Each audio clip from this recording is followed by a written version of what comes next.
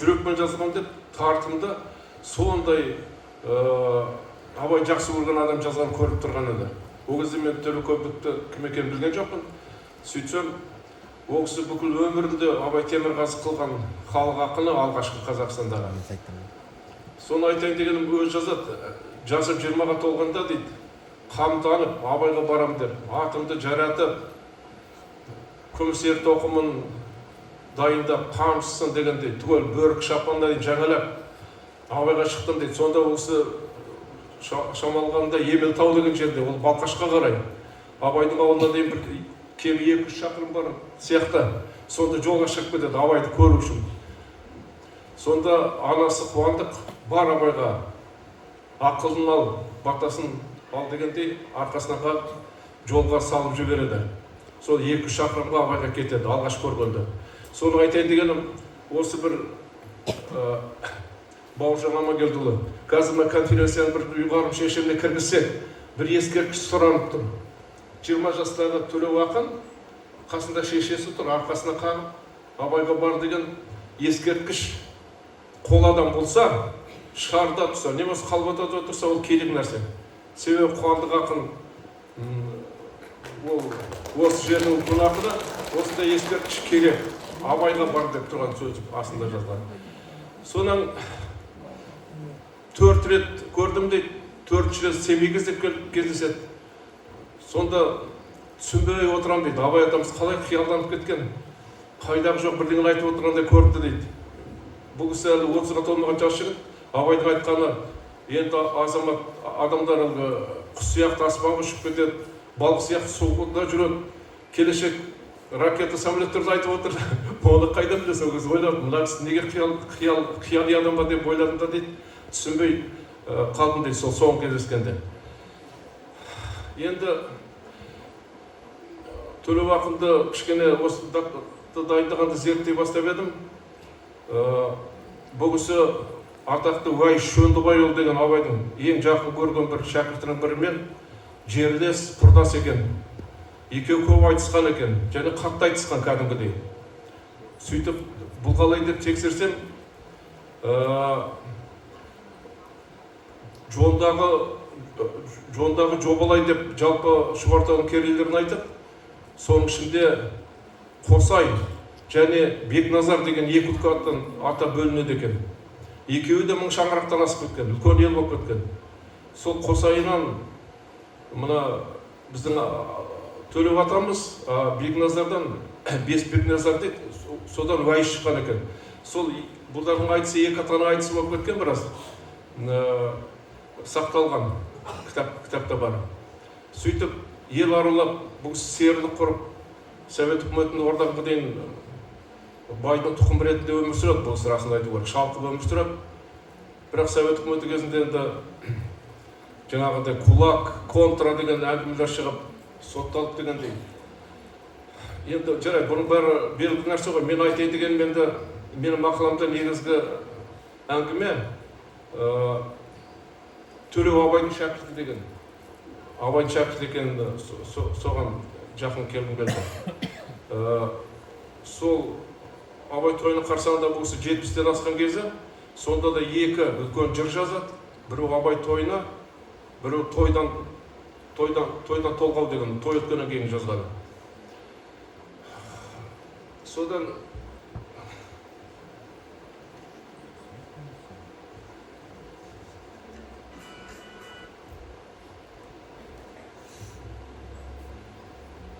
Мысалы үшін жаңағы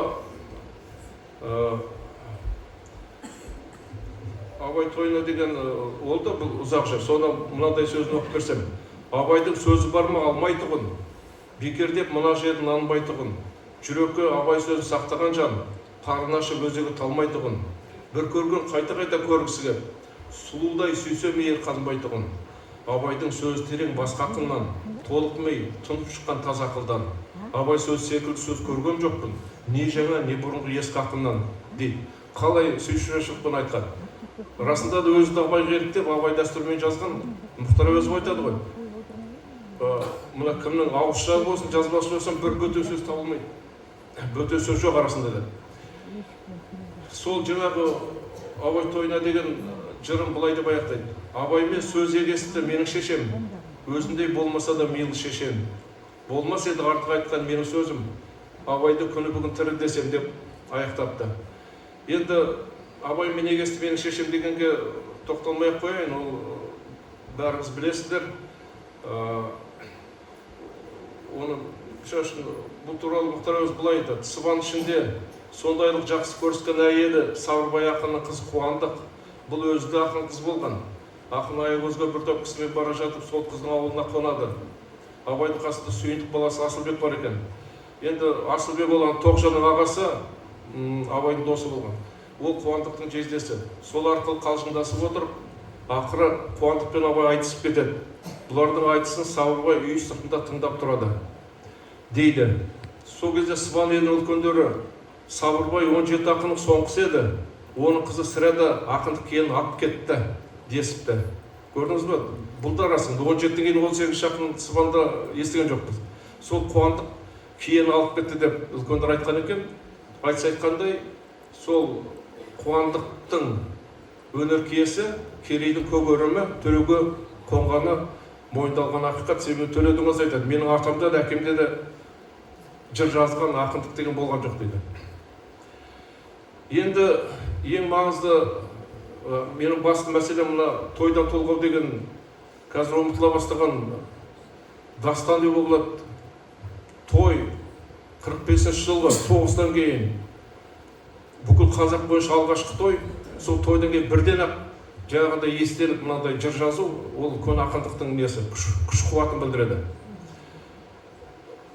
Бұл енді 75 жұмақ үлкен, оның басы жағын бәрін оқымай кейбір жерін ғана оқып кетейін деп тұрмын.